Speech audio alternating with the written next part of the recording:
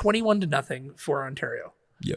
That is a score where it's really easy to shut down and just Yeah. get prepared to go home. You know, nobody's going to be upset with the silver medal. That's a great showing for Alberta. All of those guys really just told us it's now or never, right? Right. We can't do like retries. We can't redo this moment. So it's now or never.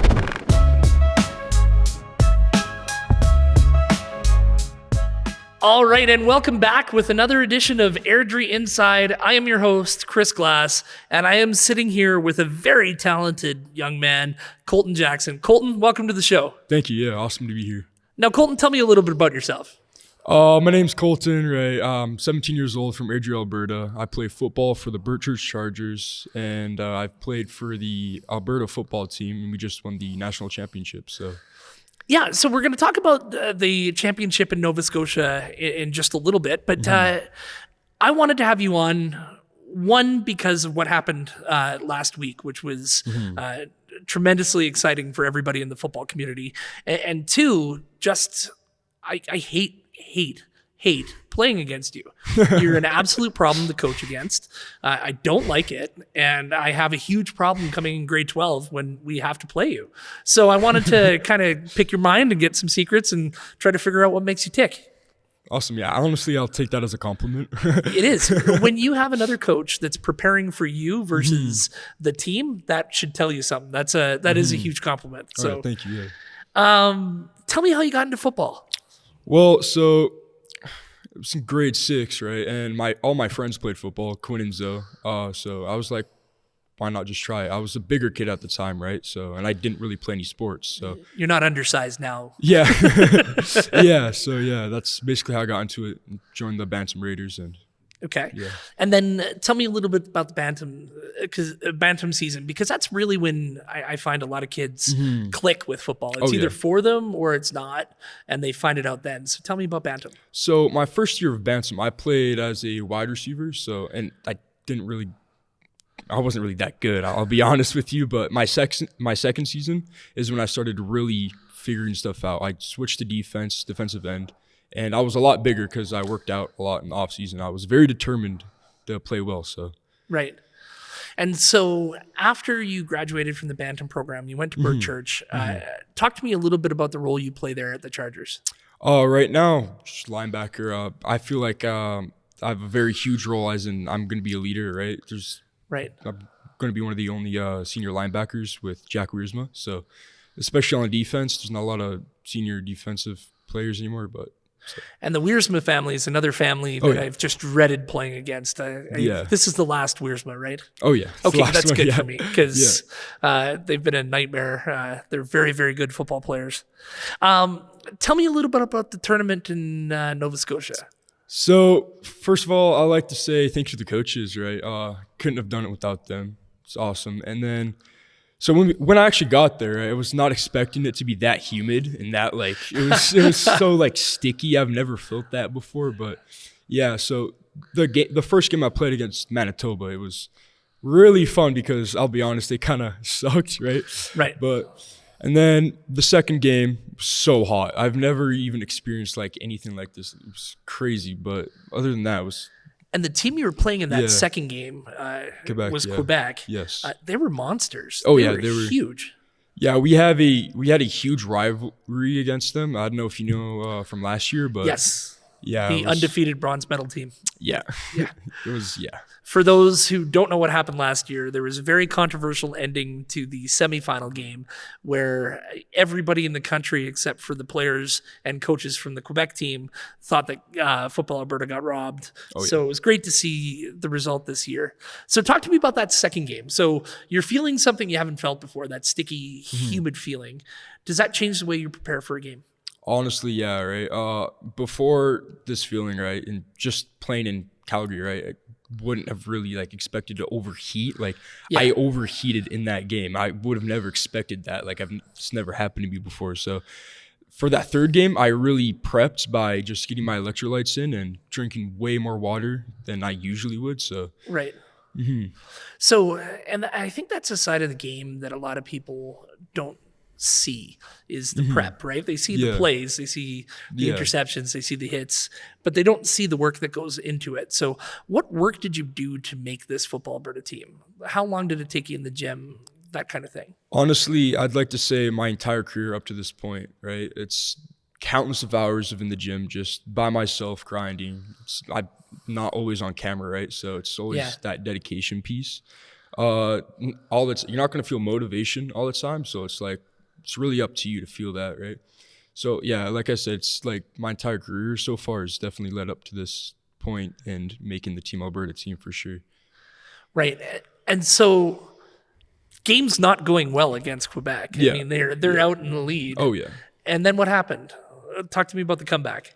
Well, we have this person on our sideline. His name is Ozzy. I'm blanking on his last name, right? But he was there purposely for motivational, right? Yeah. Speaking and stuff. So when half came around, everyone was in our locker room just complete shutdown mode, right? We're looking for the fire to start again, right?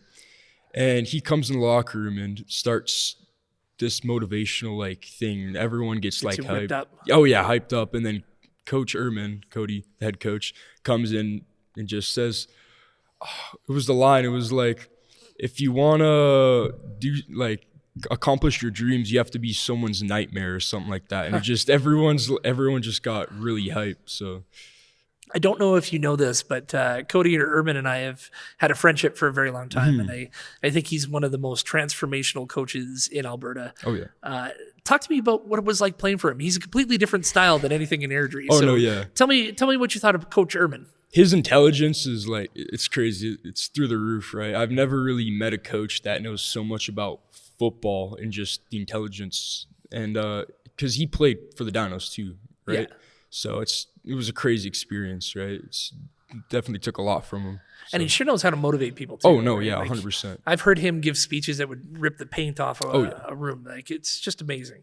Oh, yeah, he's a wonderful character. So going into the game against Ontario, I don't think we could understate how hated that team is. So why do people hate Ontario so much?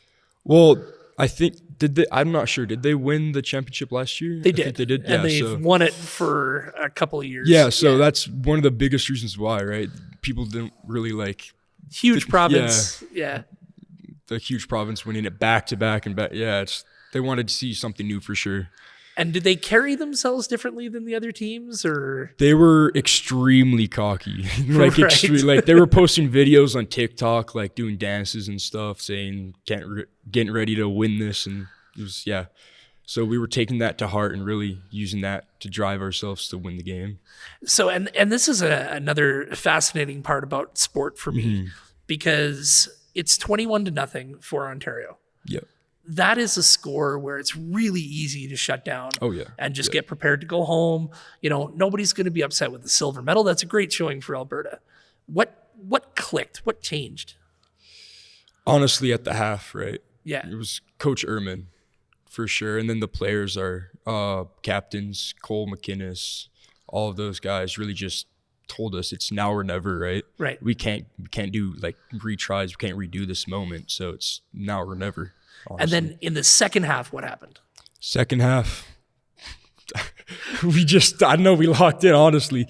Our heads, like before the half, right, our heads were down. We were kind of in that, shut down mode. And then after the half, we just picked ourselves up and we were like, we have to do this. We can't redo it. Now, that second half you had was phenomenal. Right. I watched the whole game.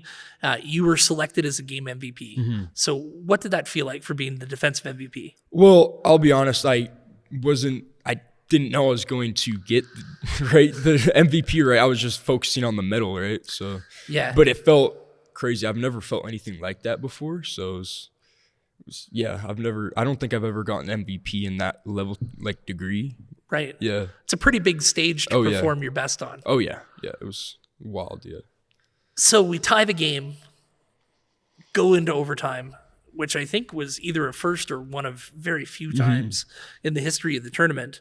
At that point, was there any way you guys were going to lose the game? Did you have any thought in your head that this wasn't going to turn out that way? No, I mean, I was confident. I don't know about my teammates, but it looked like they were confident too in winning this game, right? Because the defense was on first, right, for overtime, and I could see it in the quarterback's eyes. He was scared. Same with the center. He was really nervous, right? Because he fumbled the ball on the first snap. Yep. And then on the second play, he threw it to, I think, a running back, and the running back dropped the ball or something like that. And then I could tell it was over for them, right? Something I've never seen in the history of watching this tournament, and I've watched a lot of this tournament, even when it was the U17s, it was a tournament that everybody in Football Alberta and the coaching community would turn on. All of the other players from Manitoba, Saskatchewan, Nova Scotia, even Quebec, they were chanting, "Let's go, Alberta." They wanted Ontario to lose so bad. And then when you guys scored the winning touchdown, what happened? They stormed the field. Stormed the field to congratulate you guys. Yeah, I was not expecting that for sure, right? It was partly due to because don't like Ontario probably, and then we were losing the entire game, and then we just out of nowhere won. So kind of came back. Yeah, came back. What's it like to win at that level? Chills, honestly, just unexplainable. Like, I can't really explain it. It's something you can only experience, right? So, yeah, it was crazy, wild. Who has been an influence for you in your career? My mom, for sure. Just the way she's so tough and provides for me and my brother all the time. It's awesome to look up to, and definitely want to, give her a shout out. Yeah, shout out, yeah, for sure. Good. Well, I'm glad to hear that. Going into your grade 12 year, I know there's some years that are stronger, some that are less strong. You can't control that. But what are you looking to accomplish in grade 12? To get MVP, honestly, for the season. Honestly, just help my team out as best as I can. Just fill that role model position and win more games than last year, obviously. But yeah, for sure. And then what do you think's next for you? University after that, for sure. Yeah. Are you talking to any universities right now? Dinos right now, as you may know, I have an offer from them, so yeah. Yeah, I'm mad at the Dinos. They just stole one of my coaches. Oh, yeah. That's awesome. That's the Coach Ford. That's awesome. Coach Ford, if you're listening, congratulations on the new role. I hate you for leaving, but I'm very, very proud of you. Okay, so the Dinos are offering you this. Why? I'm going to give you a chance to look into the camera there and tell every other team watching why they should be putting offers in on you. Because I've had the ability to watch you up close, right? I've been watching you with the Raiders. I have to game plan against you. You're an absolute nightmare to be on the opposition when I'm coaching against you. Why should a team that might not be looking at you right now look at you? Because honestly, teamwork, right? I'm a phenomenal person to deal with teamwork and stuff. So, like, you're right. Just awesome with that. You're a team guy. Yeah, team guy for sure. Sorry. Yeah. You put in the work. Yeah. Right. Well, that's great. Colton, who's your favorite football player? I don't know. Like, did you grow up having a team or? Not really, no. Just kind of played football. So you're just a kid that got thrown into the game and fell in love with it. But if I'll say someone, Ray Lewis for sure. Ray Lewis. Ray Lewis, okay. Yeah. Well, it seems to be that middle linebackers always kind of go to him. Ray Lewis, yeah. Yeah. Are you looking to play linebacker in university? Oh, yeah. That's going to be your spot? Yeah, for sure. Perfect. And predictions for the Airdrie Bowl? Predictions. Remember, I'm going to take this into the locker room and just keep it on a loop. So the guys, no, just kidding. But yeah, I think Bert Church will win. Yeah. You got Bert Church by how many points? More than George McDougall. See, that's good. That's good. I appreciate the candor. I've been a huge fan of yours. I can't wait to see what you do at the next level. And I wish you continued success. Thank you so much for bringing the gold medal back for us. Yeah, it's awesome experience. Excellent. And we'll have you back on once you sign with the Dinos and or whoever's going to offer you next, and we can go from there. For sure, yeah. Perfect. And thank you for being on Airdrie Inside today. We'll be back with more episodes shortly.